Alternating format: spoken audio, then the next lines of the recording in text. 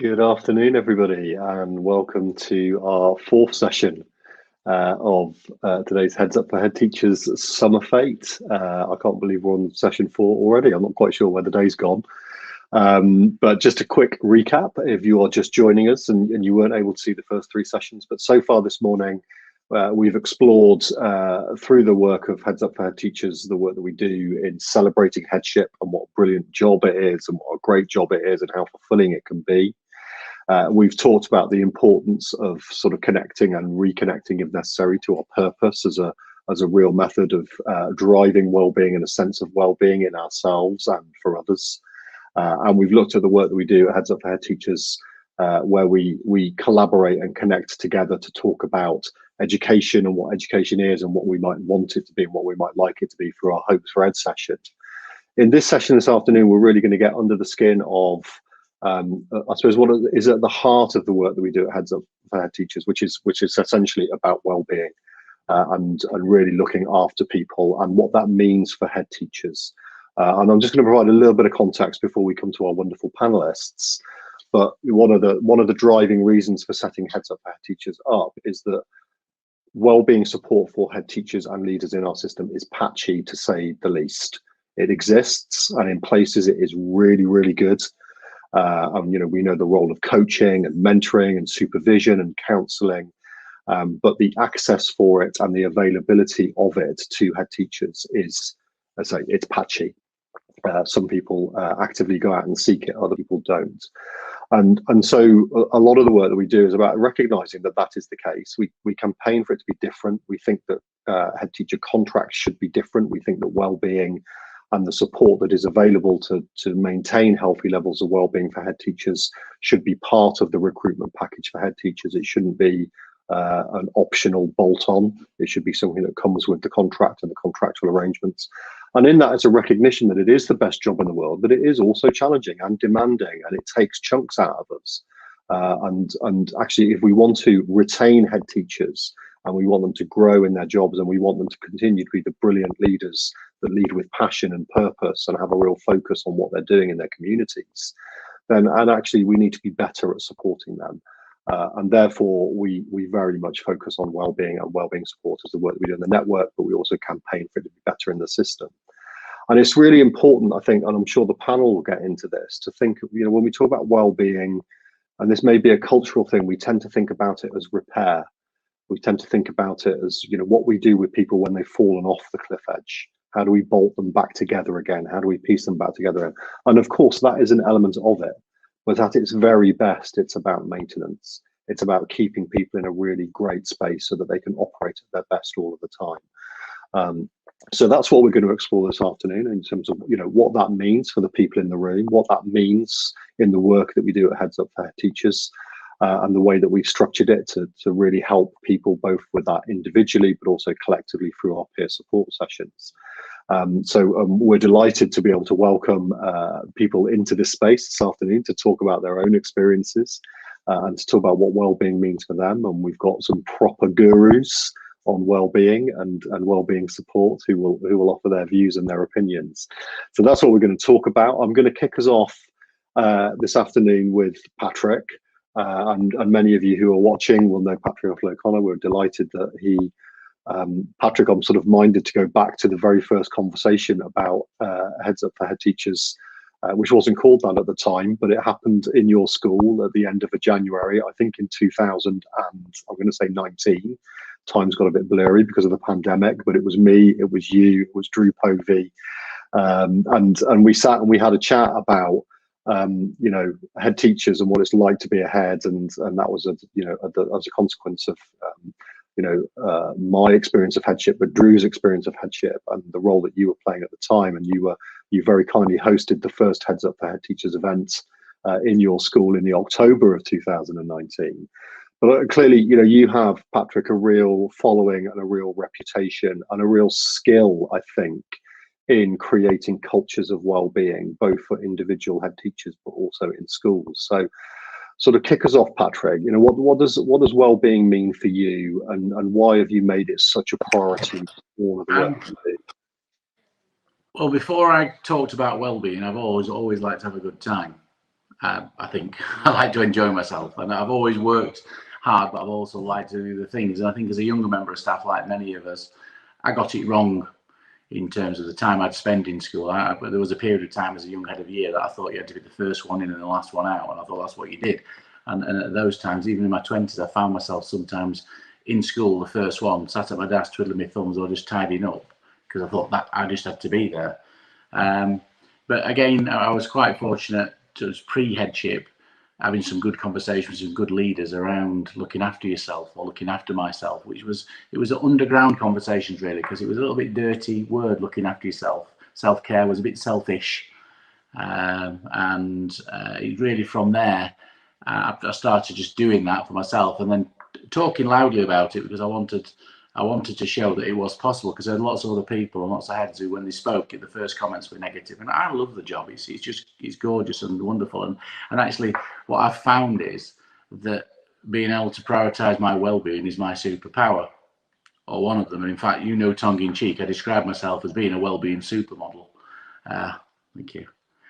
Just because it's a way that helps me focus. And in that introduction there, when you said around creating a culture, very much around creating that. I was very fortunate to work with a woman called Suzanne Murray as one of my deputies a few years ago. She went on to become a global safeguarding lead and back doing some wonderful things now. But she coined a phrase I use all the time in my schools now called creating a culture of care. And within that, it starts with you as the head teacher.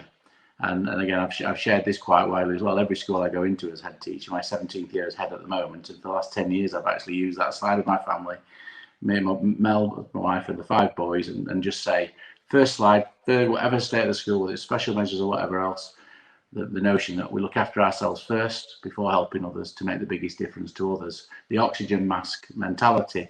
Now, it's also key when you said we talk well-being sometimes when the plane is crashing. Well, for me, I think being well drilled in that emergency procedure every single day avoids me having to reach for the mask. So although I say my mask is firmly in place, it is next to me ready to use. I rarely need to use because I do it. And then about 5 years ago now, I was fortunate to bump into Martin Rea, the godfather of Teacher 5 a Day. And that resonated with things I was doing earlier, introduced me to the 5 ways of well-being. So actually the tweets that I do every day. I do a minimum of 1 tweet, which is the Teacher 5 a Day with Connect or Notice or Exercise, etc. And that's one of the things that lets me show what I'm doing to the world. Look, I'm a head teacher. I'm cooking my meals. I'm doing for a run. I went to a wedding reception last night with my family. That was a tweet this morning from last night. I do those things just to show as a head teacher, look, I've got a life. It's not about showing off. And I'm conscious. I was really conscious of that at one point about doing that, particularly when I talk about my holidays, because I like holidays, by the way. But just talking about the things I do and encouraging others to do the same. And then at the same time, I mean, all of the people on this call here, because the things you do on the regular, I've joined some of the coffee mornings, I've joined some of the Wednesdays, but I'm not the most regular there. I tend to be someone people pick the phone up to or send a DM and can you talk now? So I do a lot of that, and that's my contribution in lots of ways to this organisation, along with this idea of modelling, not saying the way it should be, but modelling that well-being is possible. I don't know if you want me to carry on or want me to stop to allow somebody else to speak. I don't know.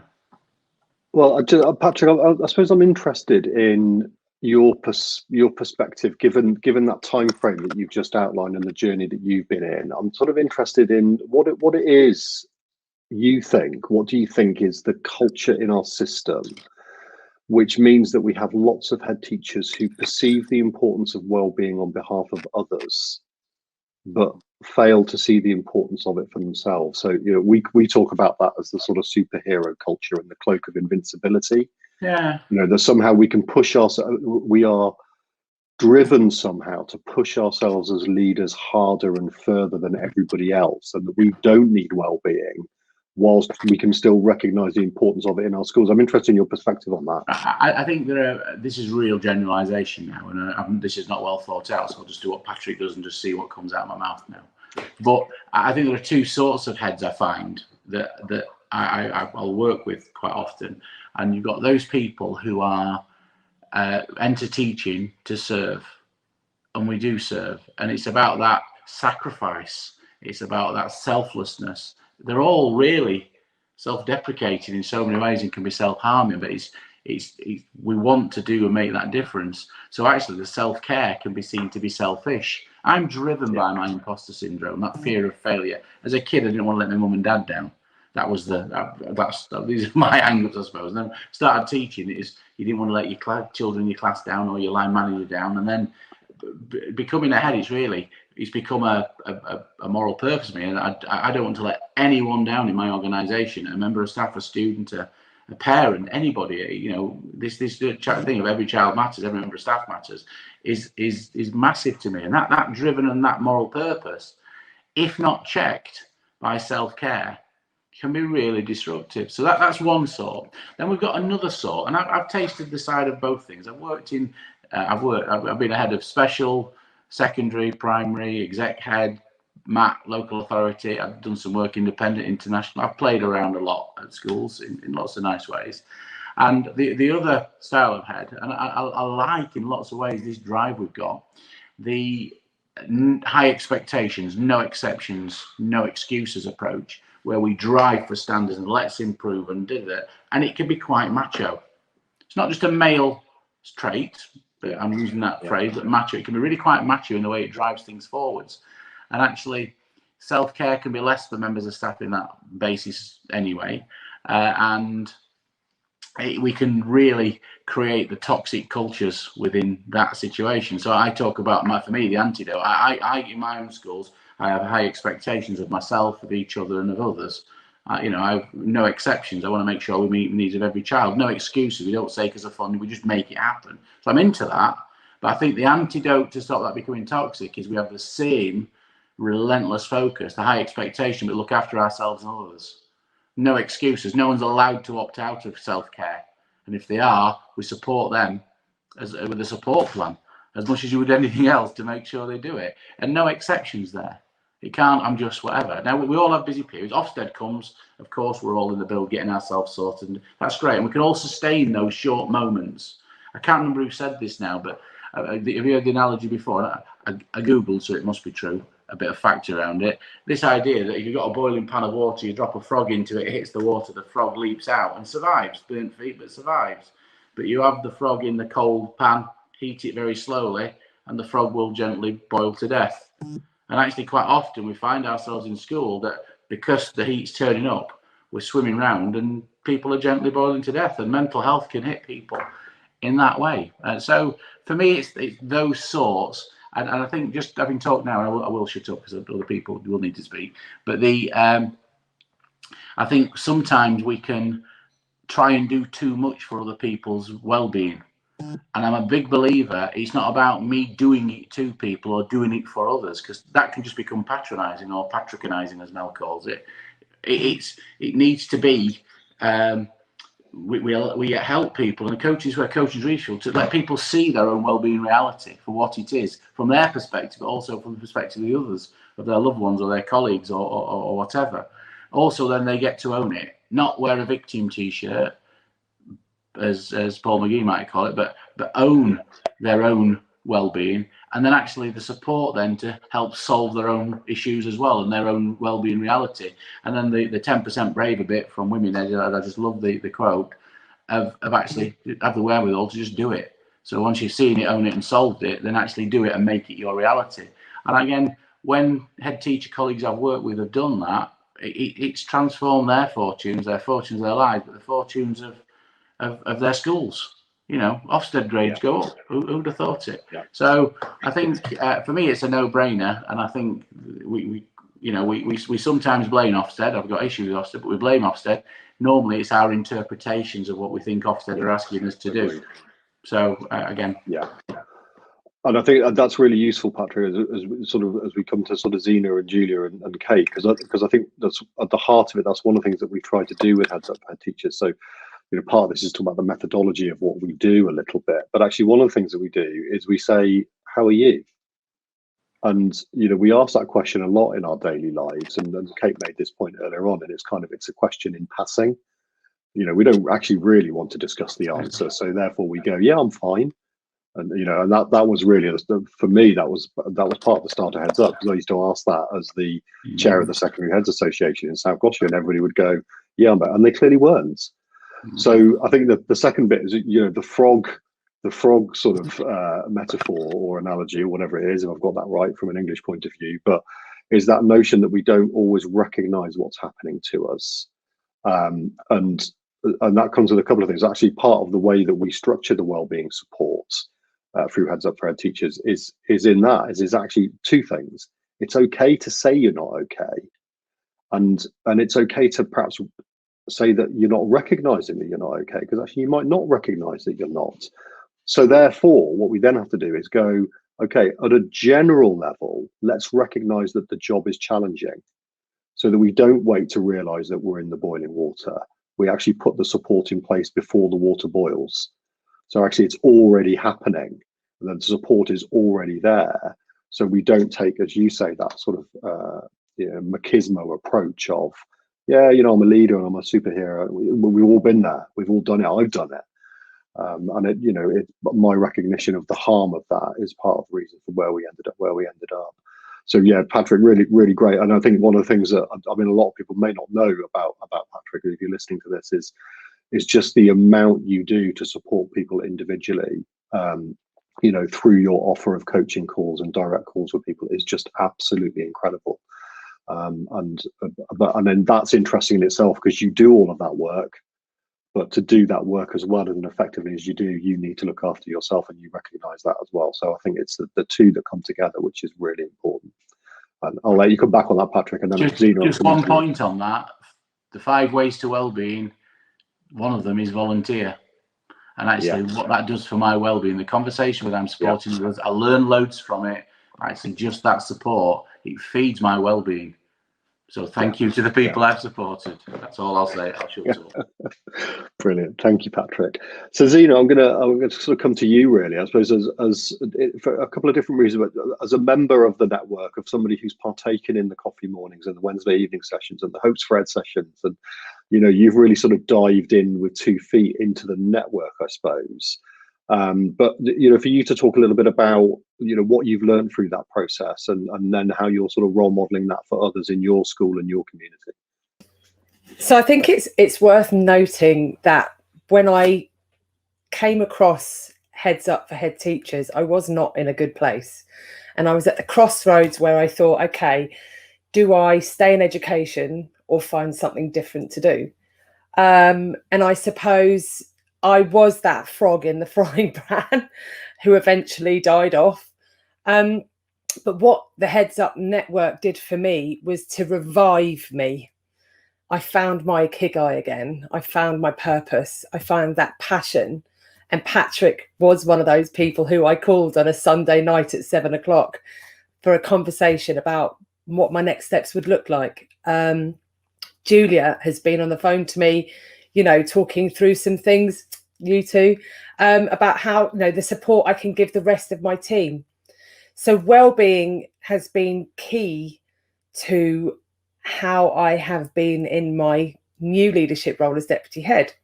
So when I first met all of you, I was assistant head teacher, and now a deputy head, and I will be moving on to one day being a head teacher. And I've forgotten the question that you've asked me. How funny is that? That's so typical.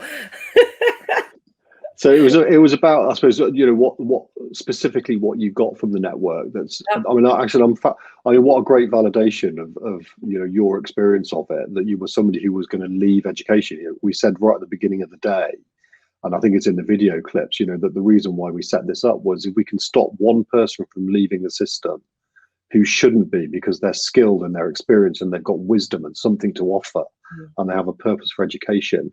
Well, by your own admission just now, you are that one person, and there are many others as well that we've done the same thing for. So, at the heart of what we're trying to do is about, recruitment and retention, because not only have you stayed in, but you're now more determined than ever to become a head. Absolutely. And that's what we need in the system. So, what is it about your experience that, sort of specifically, what was it that you found in Heads Up for Head Teachers and the individual calls with people that sort of helped to do that? So when you're in a place where your well-being isn't great, you think you're alone And a lot of people say, you know, headship and senior leadership is the only place to be. You read it in articles, you hear it on podcasts, you hear head teachers talking at parties, go, yeah, you know, it's quite a lonely place. But actually, when I joined the network, at the point where I joined, yes, it felt lonely. And then suddenly I find these values-led leaders, these people who are authentic, who love their staff, the children, who care about the well-being of everyone in their school, their community. And suddenly you think, I'm not the only person. And I don't think there's been a Saturday yet that I have attended where we haven't cried together, we haven't laughed together, lifted each other up. And that sharing of experiences, that sharing of, you know, when you're not feeling okay, is really, really, well, it's the kind of rock to help you feel better. So I might wake up on a Saturday and go, oh, I don't know if I can be bothered to get onto the network today. I'm not feeling great today. And I'll get on there. I'll spend an hour with some wonderful people and come away and I've got a bounce in my step again. And so that's what Heads Up does for me. And the network itself is really, really powerful. And what I would love to see, because I'm in a really strong position now, I'm a deputy head. And when I'm a head teacher, I already have a massive network behind me that are going to be pushing me forward, that are going to be supporting me. I know I can make a phone call if I'm not too sure about something, or in a moment of that moment, the momentary crisis where you go, oh my God, I don't know what I'm doing. I can pick up the phone to anybody. I've got 15 people around me that I can pick up the phone to and say, I'm stuck here. What do I do? Can I have some advice? This is what I'm thinking. What are your thoughts? So that support network is really important. And I love what Patrick was talking about, you know, having that high level of support. And I suppose it's not saying if you're high support and no challenge, you're high support and high challenge all of the time, you know, and being authentic through that high challenge and high support is crucial in your staff seeing how you are. I know that I've been really truthful with my teams, and I've said, you know, I haven't always been okay. And when I'm having those moments of, oh, I'm not sure if I'm okay, I say, you know, I'm not too sure if I'm okay at this moment. And they go, yeah, you are. Do you know this? And I think, oh, this is great. We all support each other. And being true to yourself is what leads me to be the leader I want to be, not the leader I think I should be. That's something that Patrick taught me. What is the leader you know, what type of leader do you want to be? That's the leader you need to strive for, not the leader you think you should be. And in that, I'm much happier. Yeah. And that's, Zena, thank you for that. And it's really a great validation, but, you know, also really powerful, I think, for people who are listening. Because I think one of the things that, Patrick, you touched on this, is actually we talk about isolation and the isolation of being a leader all of the time. But the bit that's slightly uncomfortable, and I reflect on this in my own headship, is actually how much of that isolation came from me. How much of that came from me because I didn't want to reach out and get support from other people. Now, that's a cultural thing in our system. You know, we're sort of, it feels like we compete with each other. Schools next to each other compete with each other, and you know, we've got this competitive nature. And so, for people listening, I suppose that, you know, the one thing I would say that, you know, I think we are all proud of in terms of the Heads Up for Head Teachers Network is that, you know, everything that you've just spoken about, Zena, didn't cost you a penny. Because actually, as we talked about on the previous call, you know, we are better when we're connected together. And so, you know, Heads Up for Teachers is very much a peer network. It's a peer collective. It's a collective endeavor in that regard. And, you know, I suppose if I was going to project forward in terms of what I'd like to see in the system, and it doesn't have to be us that do it, it could be a collective of people who do it, or somebody else does it. But is that notion that actually there is something for the 24,000 head teachers who exist in this country, and the deputy head teachers and the assistant head teachers, that there is that network of support that exists for them. And they might want specific coaching, and that might cost them some money. But if they want just peer support, actually, as you say, Patrick, in volunteering and giving of ourselves for each other without any cost, we can actually structure this ourselves. We can do this by ourselves, for each other. And that, you know, that's very much, I think, Zena, been your experience. Julia, if I come to you, you know, you've had, you know, like many people in the network, you've had an interesting journey through educational leadership.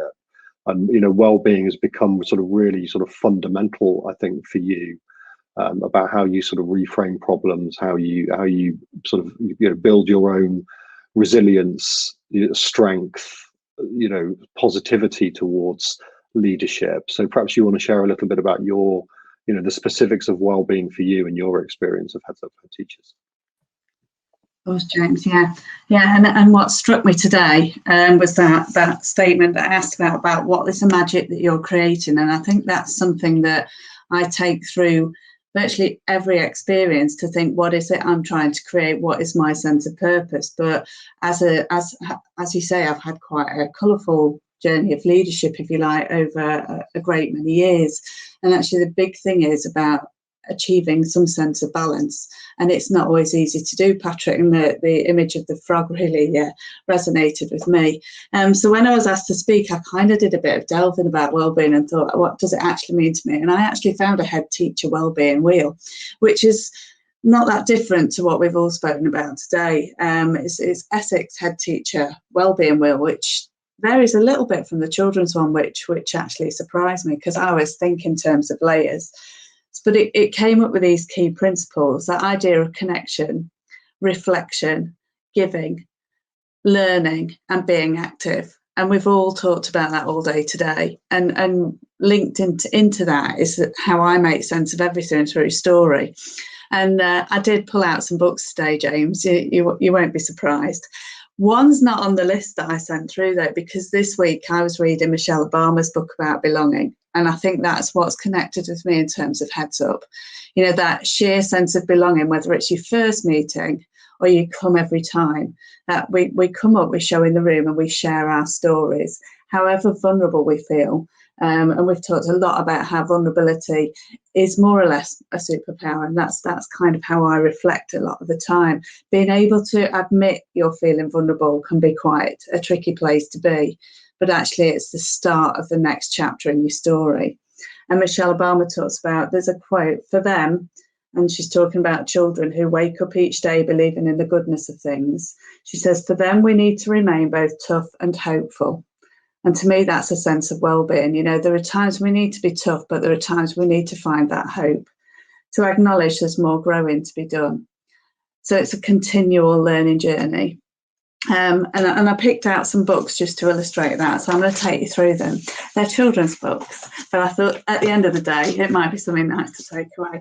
So the first one's a new one to me, and it's called The Robot and the Bluebird, but it's all about that connection. It's all about the things we find in Heads Up, the sense of purpose, building relationships, the support and the community of trust that lies behind it, and we feel held when we need it, and championed when we celebrate. And that came out right from the word go this morning. So that book really resonates with me. But then, as we always kind of know, there are times as a head, we have times when we've got a problem. What do we do with a problem? Kobe Abendar, this is one I often bring up. But thinking about reframing it, facing it, seeing the optimism in it and finding the hope, and building the resilience and the capacity to go ahead and carry on. And embedding all of that is that honesty and that ability to be vulnerable in a group. And that's what Heads Up really gives to all of us, and that I've really valued over the time. The next one, there's not too many. This one's relatively new to me as well. Hold on to your music. And what this kind of linked with what Patrick was talking about giving, and the fact that being empathetic and compassionate and coming off your mountain to climb somebody else's with them for a while gives you so much yourself, that you learn so much from it. And to be the positive ripple, James, as you talked about, in someone else's pond, can really, really help your ripples as well, and contribute to that sense of purpose. So then here we are, Oliver Jeffers, here we are. That idea of learning and inspiring across our communities, across our world, the idea of professional conversation and connectivity, and interacting with a diverse range of ideas to prompt you, to make you think. And we've seen so much of that this morning. Karen Edge just absolutely blew my mind today. So it's and all our Heads Up sessions on the Big Hopes, it's just brings a fresh perspective to you at times, and enriches and nourishes the way you're feeling at times when you might need it most. So then that brings me to the story machine and the idea that we have to be active in our own story. You're absolutely right, Patrick, reflecting, thinking about what we know, what matters, where our edges are and what our sense of purpose are. But I love the quote in here. It wasn't the machine that was making the stories. We all make the stories. We make our own stories, we make each other's stories, and we help each other write the next chapters. So then I am going to quote from Michelle Obama at the end of what I was going to say in terms of wellbeing, because when I read the end of her book, and if you haven't read it, it's just a magnificent read. Let's invite one another, and that's what Heads Up does. Maybe then we can begin to fear less, to make fewer wrong assumptions, to let go of the biases and stereotypes that unnecessarily divide us. Maybe we can better embrace the ways we are the same. It's not about being perfect. It's not about where you get yourself in the end. There's power in allowing yourself to be known and heard, in knowing your own unique story, in using your authentic voice. And there's grace in being willing to know and hear others. This, for me, is how we become. And to me, that just summed it all up. The whole element of Heads Up enables us to become the people we need to be for our sense of purpose and for each other. That's me. Brilliant, thank you, Julia, and thank you for taking the time. You've pulled that together beautifully into its own little narrative, which I'm sure Kate is already thinking she's going to pull out as a video clip.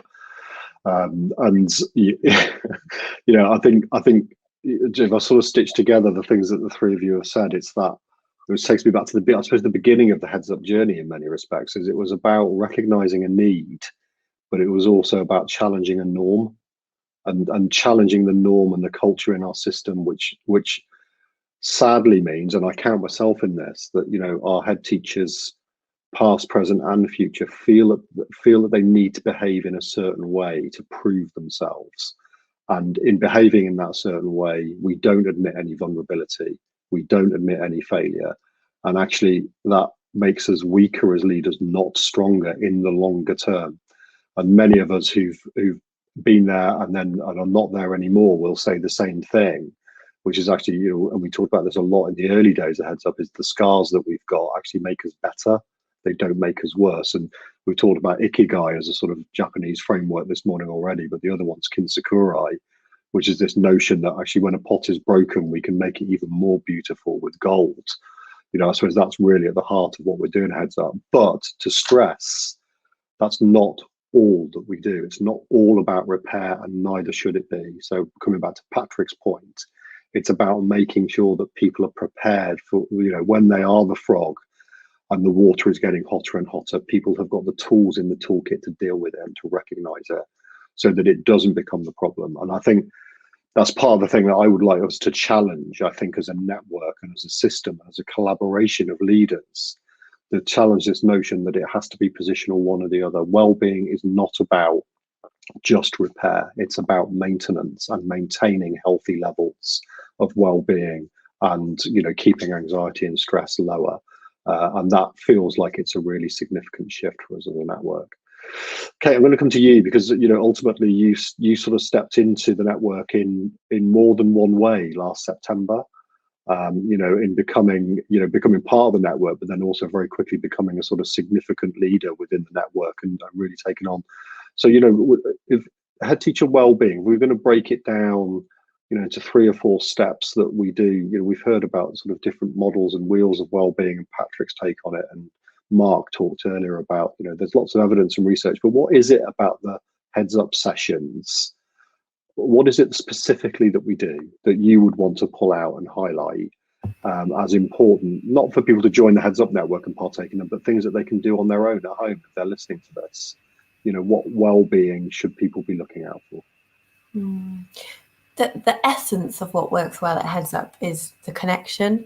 And if you look at the themes that have come out of all the sessions today, you're talking about connection, you're talking about joy, you're talking about vulnerability, and you're talking about courage.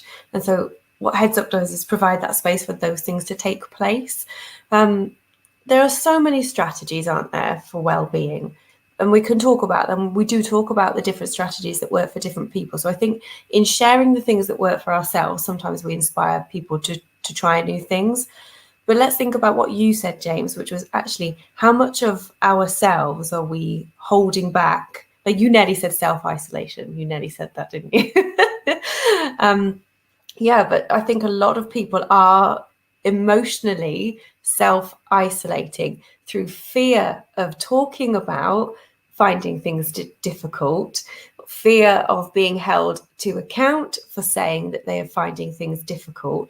But the problem is the people that are reaching out and saying, this isn't right, I feel uncomfortable with this, it's making me feel like this, are then held to account for feeling like that. And those are the ones, those are the values-based leaders, the authentic leaders that want to challenge the system and be a bit of a rebel and do things differently and do things how they should be done. And then they're really, really worried about who they're talking to. You can't talk to your chair of governors about that. You don't talk about it in partnership meetings because you're all wearing the cloak and competing with each other, perhaps, if, you know, not always the case, but that is the case for many. You know, it's really hard for people to talk about the things that can improve their well-being through the fear of being held account.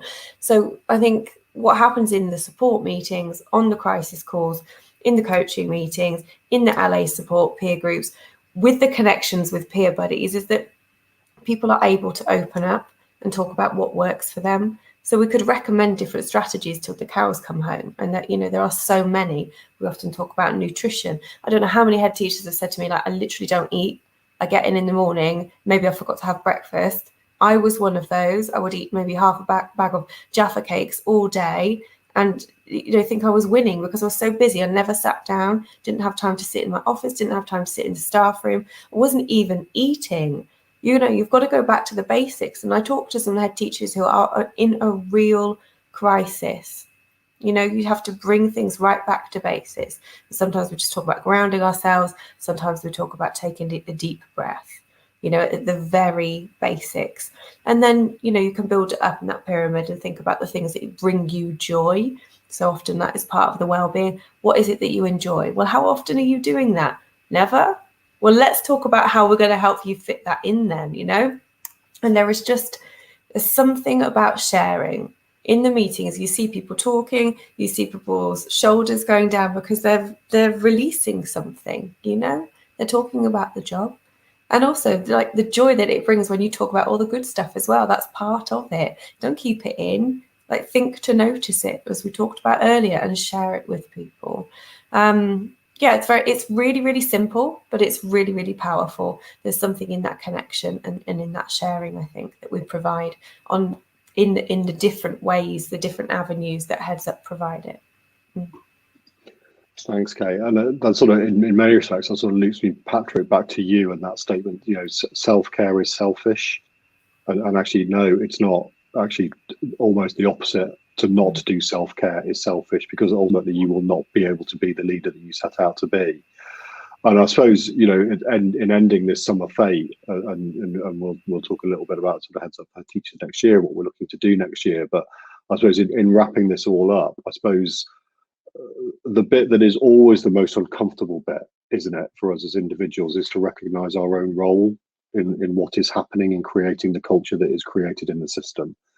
But, you know, perhaps that's the end point for this summer fete, is that perhaps we all, as leaders in the system, need to reflect on our own role in creating a culture that exists where self-care is perceived to be selfish, and actually to challenge it, you know, and we will continue to do that through Heads Up for Head Teachers. But we all need to challenge that, and we need to challenge the machismo and the superhero nature. And, you know, some of the modelling and the role modelling that happens on Twitter, which can be quite toxic, around, you know, I work longer hours than you. You know, I do. You see that all of the time in our system, and actually, it's not helpful, and it's not developmental, and it's not changing the culture. So I think, you know, there's always, with these things, there is always a point of self-reflection, and we have to self-reflect as a system and say, actually, you know, we can talk about, as Patrick, you said, the role that Ofsted play in generating this culture, or the DFE, or the media, and we do talk about those things, but we also have to accept responsibility for our own part in it, in our own part in perpetuating it. And if we're going to break that cycle of self-care is selfish, actually it's not. Self-care is in the best interest of your whole community. And not only that, but it's not just the self-care for you, but as everybody on this call has talked about, it is the role modeling that then gives to your staff, so that you can create a culture of well-being in your school, which is genuine and authentic, because people see you living it. Which, Patrick, I'm gonna come back to you for the sort of closing words, because ultimately in the time that I've known you and have had the pleasure of knowing you, that I would say that is your core, that's your ikigai, is creating that role model that creates that culture in your school. So I'm going to hand over to you to sort of finish off this session, our last session, and any thoughts or reflections you have on that. Well, that point again there is absolutely right. Self-care is not selfish, and that's the hashtag I use quite often within that. And that quote I use on the first day in my school, this idea of look after yourself first before helping others, so we make the biggest possible difference. And in my schools, it's with this work I do with colleagues, it's I encourage, I engage, I empower everybody, or set circumstances so people can own, and solve their own well-being reality and do something about it to become well-being supermodels.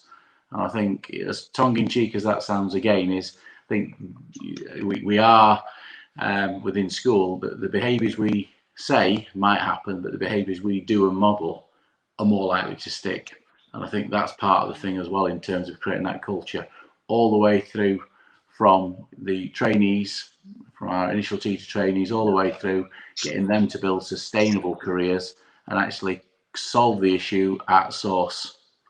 I had a conversation with ITT the other day. 37 years ago I started mine, and he asked me what piece of advice I'm going to give him for his career, and I gave him that advice: build your career on this one phrase, because it's what will sustain you and feed you all the way through. Brilliant. Thank you, Patrick.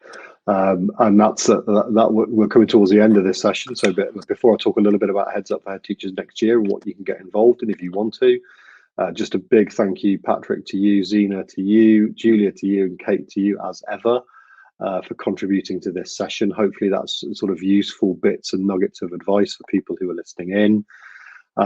We do, I'll just recap a little bit really, I suppose, what Heads Up for Head Teachers now does, and to invite people to get involved and to engage in the network. But I'll sort of start with the basic premise is that we're driving to put support in place for head teachers and school leaders more broadly. We operate for head teachers past, present, and future. Our belief and our basic premise is if we get the head's head right, then everything else will fall into place in terms of school improvement and education and well-being structures within schools. That's basically what drives us forward. Our national offer breaks down into broadly the following. And that is Wednesday evening support sessions, peer support sessions that you've heard people talking about all morning. We also have one on a Saturday morning. We have plenty of capacity and capability to extend those and expand them into more sessions. If people want to if more people join the network, that's more than possible. We have about 650 active members and about 3,800 passive ones. You are more than welcome to join the network if you want to. Also in the national offer, we do one-to-one coaching and crisis coaching. If you are really struggling, the last thing we want you to do is to be struggling alone. So please do get in touch with us. Somebody in the network will have a conversation with you and will coach you through that situation. And we also then have our buddying system. So we will pair you up with other people in the network, and so that you can start to build and create your own connections, which become part of the greater whole. So that's a national offer. Everybody that you've heard speak this morning, Heads Up for Head Teachers is it's a campaign and it's a network. It doesn't make any money. It doesn't charge anything for all of that national offer. Everybody that you've heard gives of their time for free. We all take the approach that Patrick's outlined about actually in volunteering and helping other people. Actually, that is beneficial to our own well-being. So that's what we do, and that's how we do it. We do, however, if you are operating, we increasingly now work in local authority regions. So if you're in a local authority area and you would like us to come and help you set up sustainable support in your local authority region, we do that as well. Again, we're not interested in making any money out of that. We do have to charge for it to cover our costs, but we come in and we deliver a 6-week program, and then we will help you set up your own Heads Up for Head Teachers network in your own regional area that you can sustain for yourself in perpetuity forever and just keep going with it. And you're welcome to join the national network as well. Really excited. Adrian in the last session called, we've toyed with the idea for a long time. We've always described ourselves as being for head teachers past, present and future. Zena is a great example of the future. I have somebody who was an assistant head, is now a deputy head and is determined to get headship. But we are now going to set up for September a bespoke network for deputy head teachers and assistant head teachers, which will follow many of the very same principles that have tied the Heads network together. So we're delighted to be launching that in September. And of course, it would be remiss of me not to be a big shout out to all of our partners who support the work that we do. And they support in a number of different ways, but to the NGA and ASCL and the NAHT and Diverse Ed and Women Ed and all of those other networks and Big Change, and I'm bound to have forgotten somebody along the way, but we're really grateful that we're very much supported by and appreciated by lots of other networks as well. That helps us to do what we do. We're really excited. We are hopeful and fingers crossed that we'll be able to work with the DFE next year in extending the network nationally to support more head teachers, but we'll see how that goes. It's we've been the DFE we've worked with for a long time now in terms of trying to campaign for system-wide support for head teachers across the country, so it becomes embedded rather than bolted on, and it becomes part of the job rather than optional, which is I suppose that's our vision and that's our goal at the end of the day, that this becomes the norm rather than something which is an optional extra. So that's Heads Up for Head Teachers. I hope this morning has been useful for those of you that are in the network. It's just been an opportunity to revisit all of the things that we've done over the course of the last 12 months. For those of you that are new to the network or weren't aware of us, I hope that's been a useful sort of overview of what we do and a celebration of everything that we do. I do want to finish on that celebratory note. It's an endless source of amazement to me, to be quite honest, that Heads Up for Head Teachers is what it is. That's mostly down to the amazing people in the network, but down to Kate and her leadership of it and her project management of it. So I want to finish off with that message really of celebration of, I can see Heads Up for Head Teachers growing from strength to strength in the years to come, which is brilliant. And then the last thing I think what I want to do is, and I try to do this in all of the sort of work that I do and the presentations that I give to leaders across the network, is just a huge thank you to all of you who have stuck with it through this most challenging of times. And I often think, we talk about celebration in the Heads Up for Head Teachers network all of the time. Part of the thing that I think is missing is we just don't celebrate it enough. And we certainly don't thank people enough and show gratitude. But if I look back over the last 18 months and I look back on the work that teachers and support staff and leaders and head teachers and governors and people have done in their communities to support their communities through the most challenging of times, it really is just quite incredible. So hopefully it is received authentically, but it's just a huge thank you from the Heads Up Head Teachers Network for everything that everybody does and has done in this most challenging year as we approach the end of it, to ensure that young people get the best that they can possibly get out of the situation that they're in. So I hope you enjoy the rest of your weekend. I hope the sun's shining where you are. I'm gonna put a date in your diary right now. Okay, so the equivalent weekend next year. Okay, so the same weekend, I don't know what the date of it will be, but we will put it out there. We will have a proper summer fete. Kate and I have spoken about this week. That was our intention this year. We're not having a conference. We're not calling it a conference. We're calling it a summer fete. There will be a marquee. There will be straw bales and hay bales to sit on. There'll be cold cups of Pims. There'll be coconut shies. And there'll be sessions like this where we talk about headship, and it's brilliant, and it celebrates it, and talk about the support that we can put in place. So I hope you'll be able to join us in a year's time in a field somewhere in the Cotswolds, probably, and come along and join us, and we can actually come together in the real world in our network as well as in the virtual space as well. So something to look forward to for 12 months hence. Enjoy the rest of your weekend in whatever it is that you're doing. I hope if you're watching the football later on, fingers crossed. But have a great weekend, everybody, and thank you to everybody who's contributed this morning.